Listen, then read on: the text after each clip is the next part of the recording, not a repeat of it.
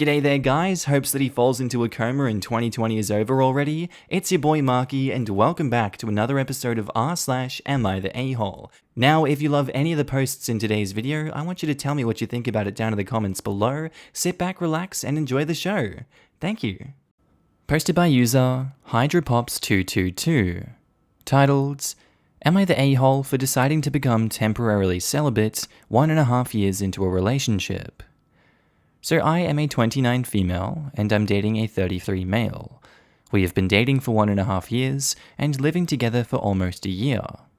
I used to be really insecure when I was younger, and I self-medicated by sleeping around because I liked feeling wanted.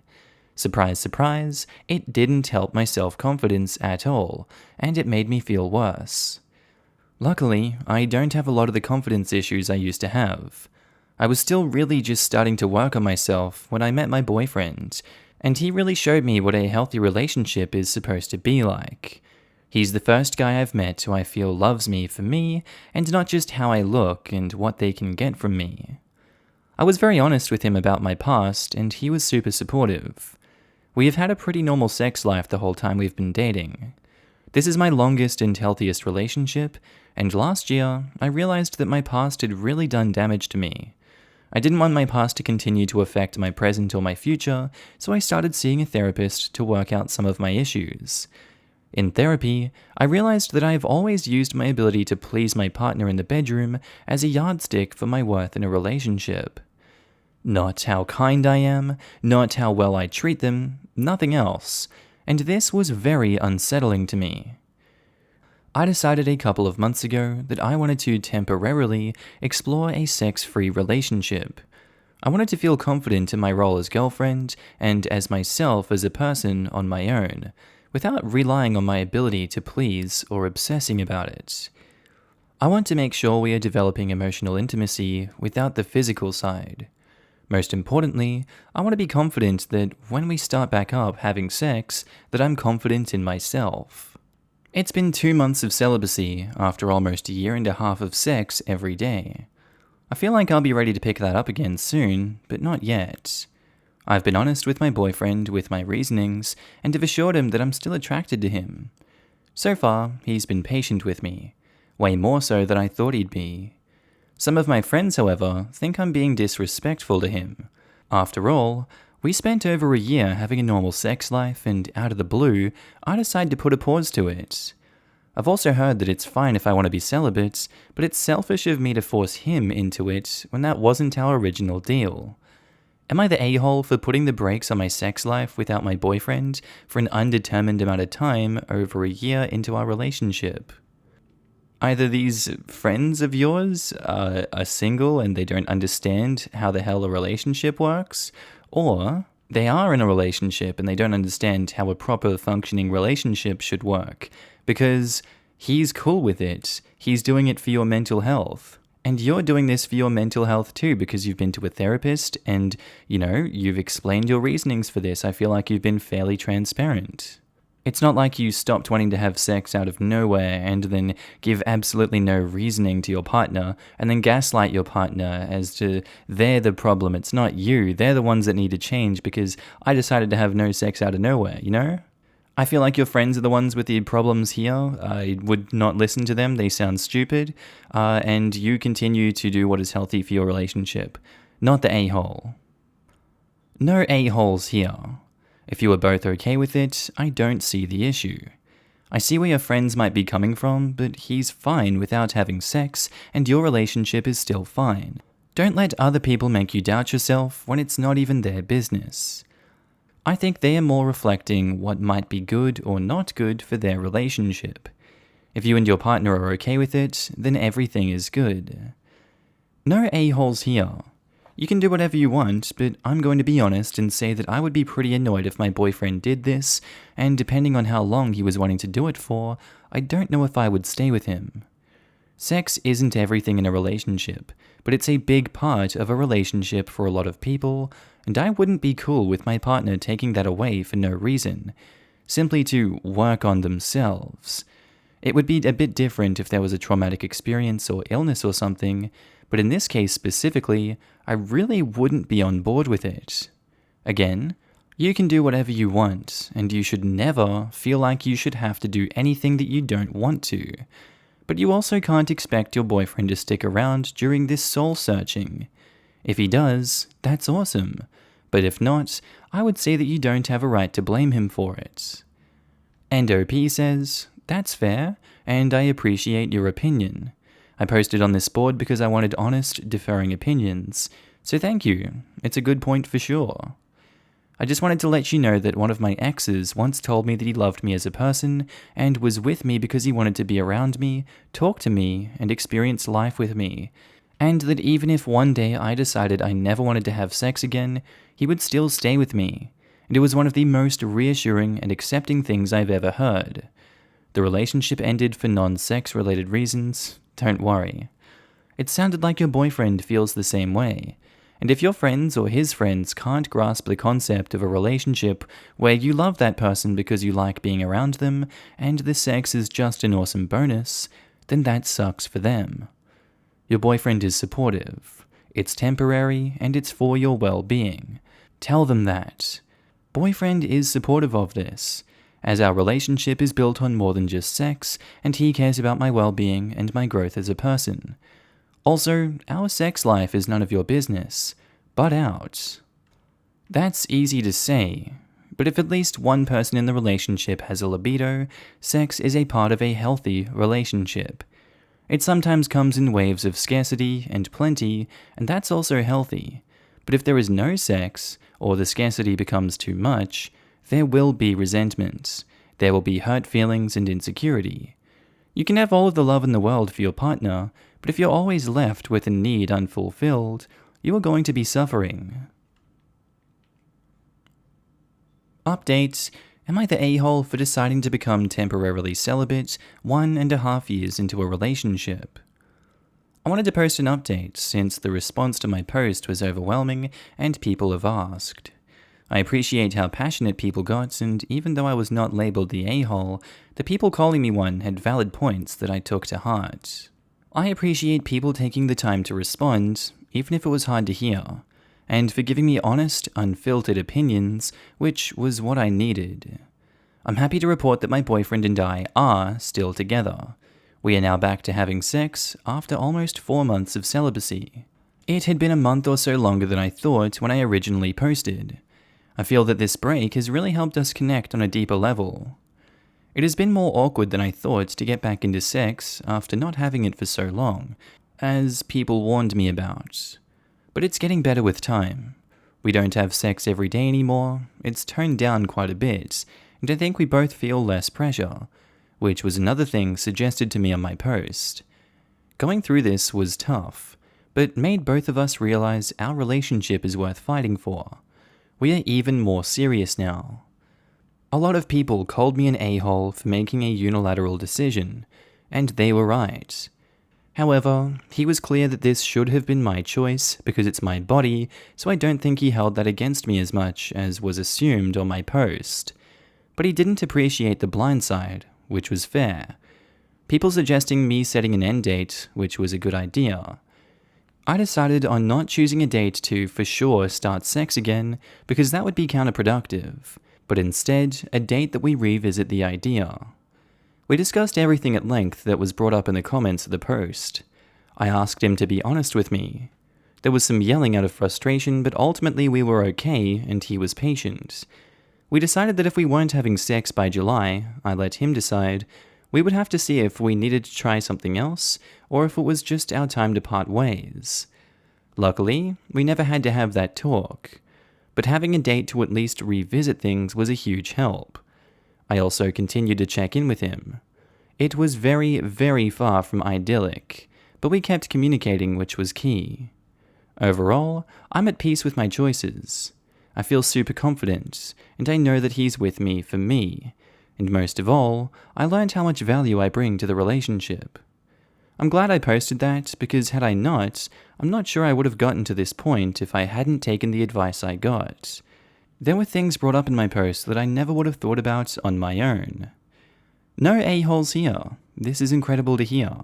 I'm happy for you. Your boyfriend sounds like a decent dude.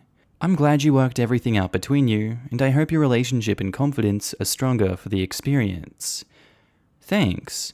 Our relationship is so much better now, and he agrees with that 100%. I learned that our relationship was never just about sex, and that going through this short period of reevaluating things was the best thing we could have done. Sex is an aspect of a healthy relationship, but should not be the sole factor, and this was always going to be temporary. He's such a good man. I'm lucky to have him. While it was hard, he said it really wasn't the end of the world if it was going to benefit us positively. He and I trained and competed in a triathlon together during this break, so it was nice to have that to bring us together too. We'd work out or run together instead of having sex, lol. We're planning on getting married in the next year or so, and then going to try right away for a family due to personal reasons, so definitely no more celibacy. Posted by user UrsaJ66, titled, "Would I be the a-hole if I uninvited a friend on a trip after finding out he has feelings for me? Just an FYI, we are both guys and are both 22. So, me and my group of friends have all made plans to go stay at a cottage next month for a weekend. I'm the main planner of this, but everyone is contributing equally financially. There are 6 of us going, including one of my good friends, Ryan. Ryan is gay, and I've never had a problem with that. I barely even think about it. Ryan and one of my other friends, Rachel, are really close, and they hang out separately all the time.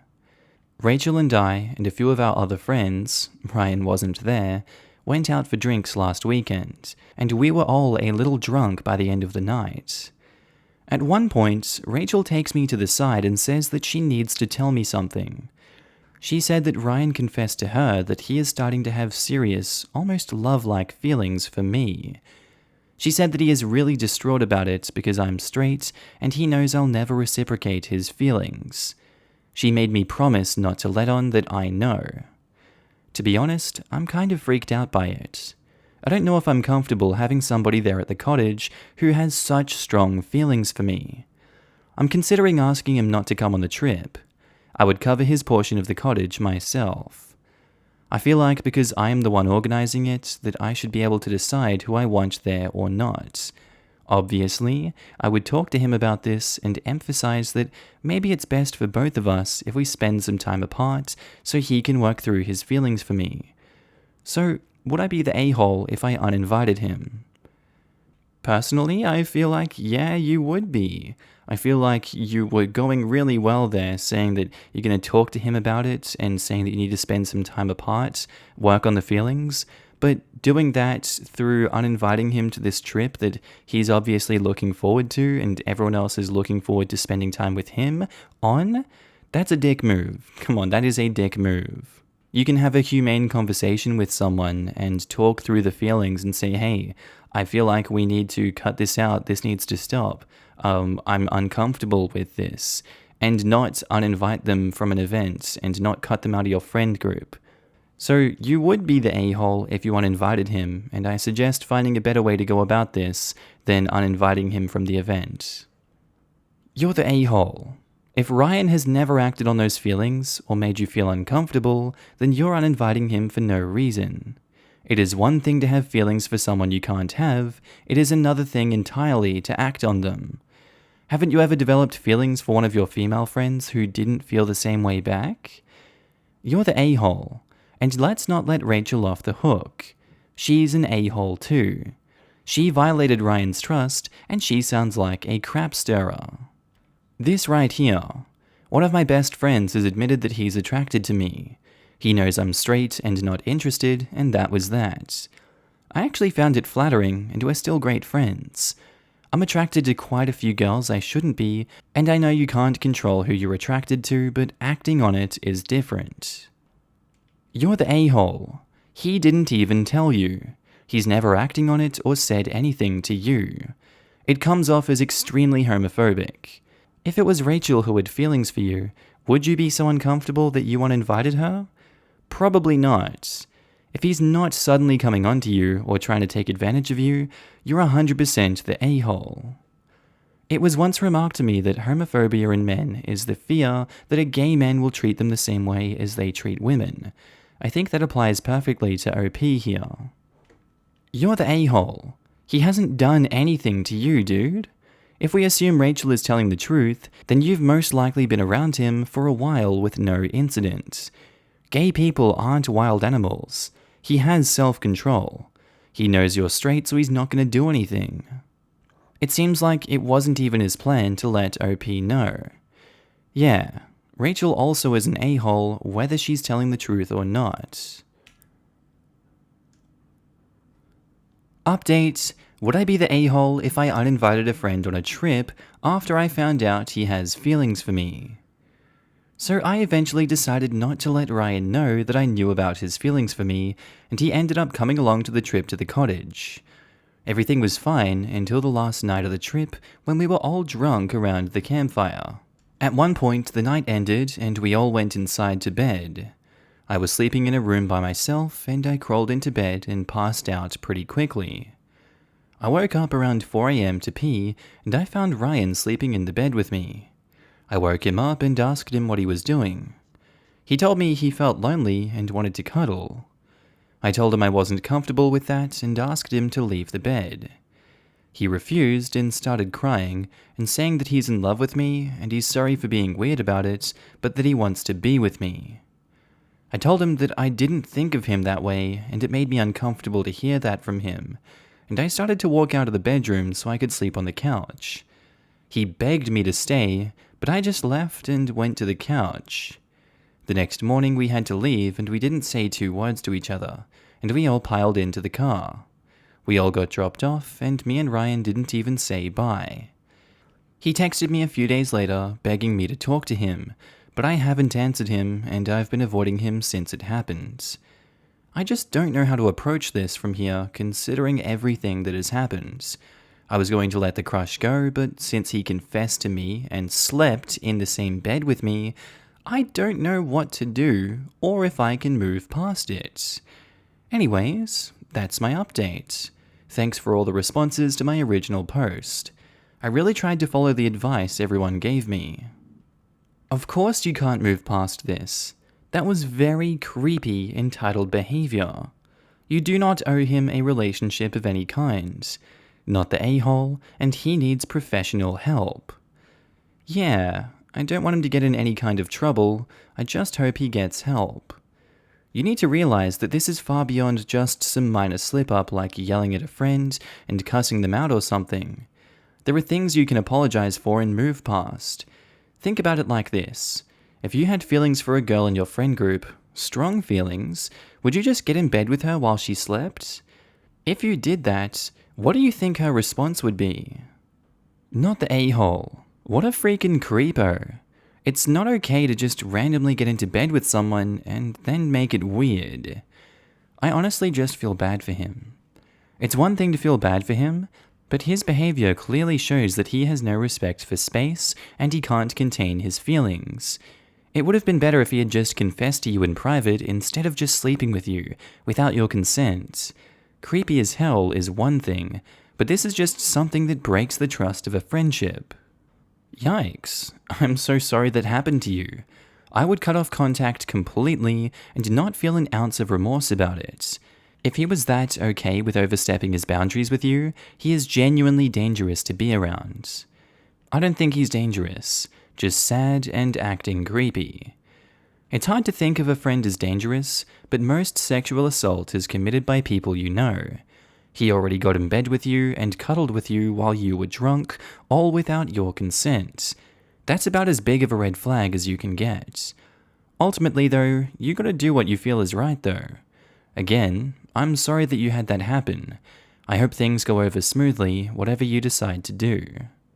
Not the a-hole. Also, Ryan basically walked right over you without your consent and your boundaries by crawling into bed with you while you were sleeping. He put his feelings over yours.